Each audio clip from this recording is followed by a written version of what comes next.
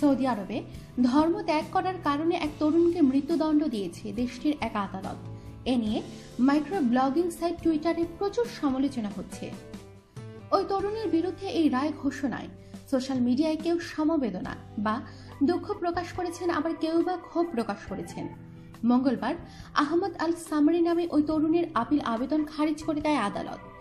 নাস্তিকবাদ্য এবং ধর্ম অবমাননার দায়ে গত 3 বছর ধরে কারাভোগ করছেন তিনি। 20 বছর বয়সে আল সামরি সৌদির উত্তরাঞ্চলের শহর হাফর আল বাতিনে বসবাস করতেন। তিনি ইসলাম ধর্ম ত্যাগ করেছেন এবং তার মতাদর্শের বেশ কিছু ভিডিও সোশ্যাল মিডিয়াতেও প্রকাশ করেছেন।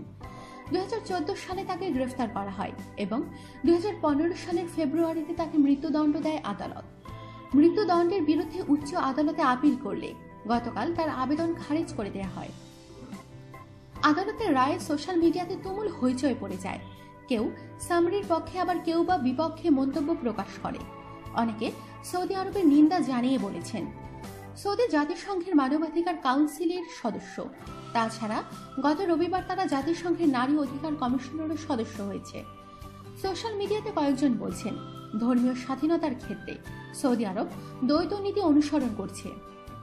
টুইটারে অনেক ধর্মীয় স্বাধীনতার বিষয়ে বিশ্ব সচেতনতা তৈরিতে সামরিক পক্ষে ইতিবাচক প্রতিক্রিয়া ব্যক্ত করেছেন। আবার অনেকে এর শাস্তিকে সমর্থন করে জানিয়েছেন, ইসলাম ত্যাগের জন্য এই শাস্তি ঠিকই আছে।